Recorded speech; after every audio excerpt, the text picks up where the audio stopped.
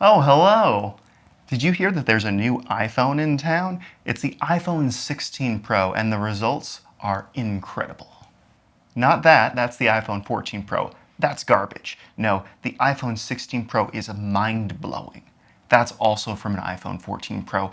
As you can probably tell, it's difficult to tell the difference in image quality from generation to generation.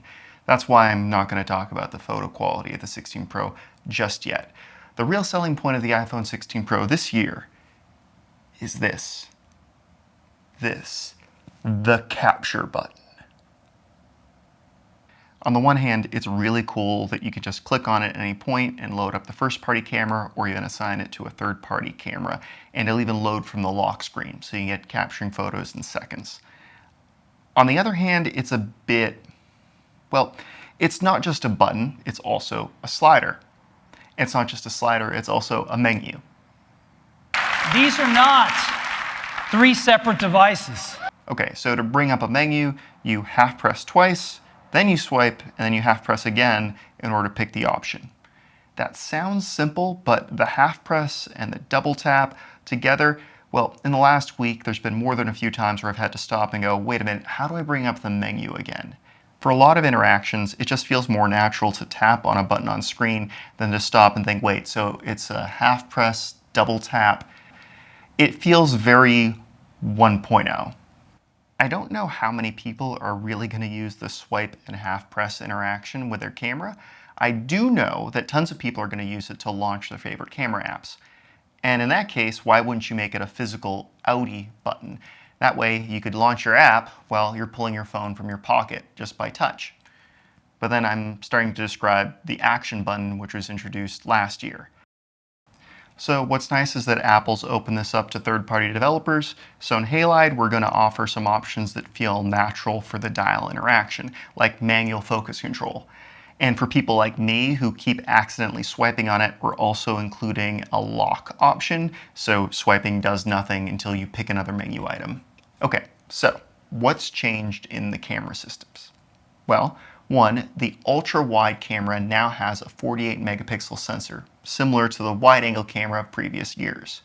Although, lately it's a bit controversial to call it 48 megapixels because it uses a quad Bayer sensor, which basically, this 48 megapixel sensor has less color information than if you were to say 48 megapixels on a big camera. It means that the software has to guess about some of the details while it's rendering a full 48 megapixel image. This extra resolution is important because the ultra-wide lens doubles as the macro lens. You usually crop these ultra-wide shots when in macro mode, which previously resulted in a 3 megapixel image.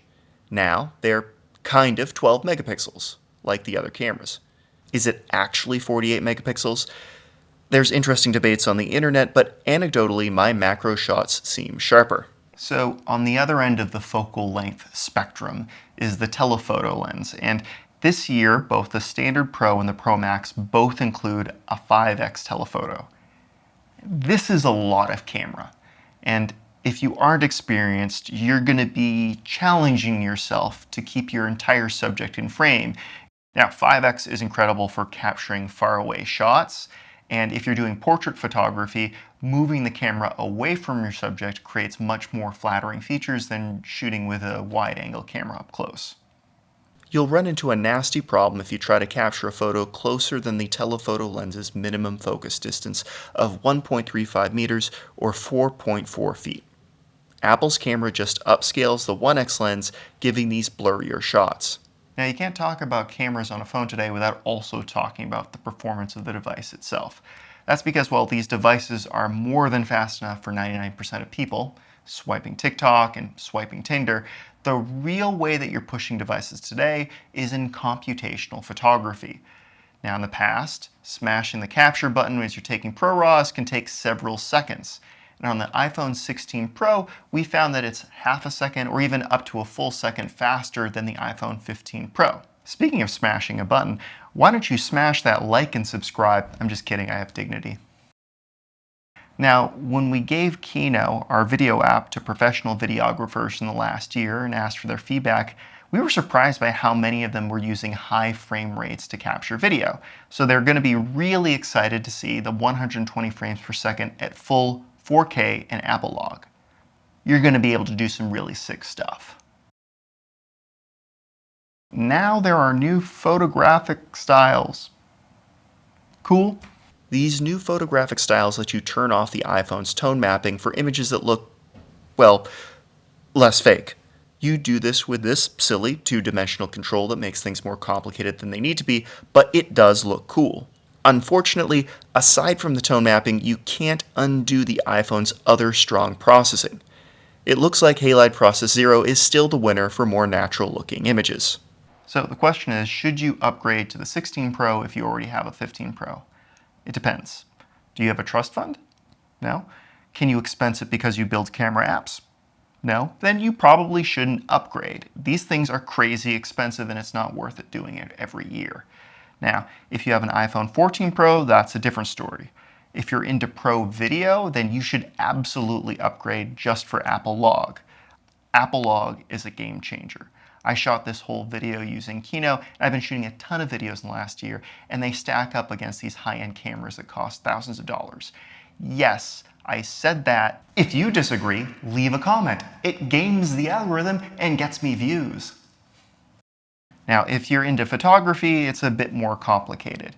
The new capture control is useful at times, like when adjusting manual focus.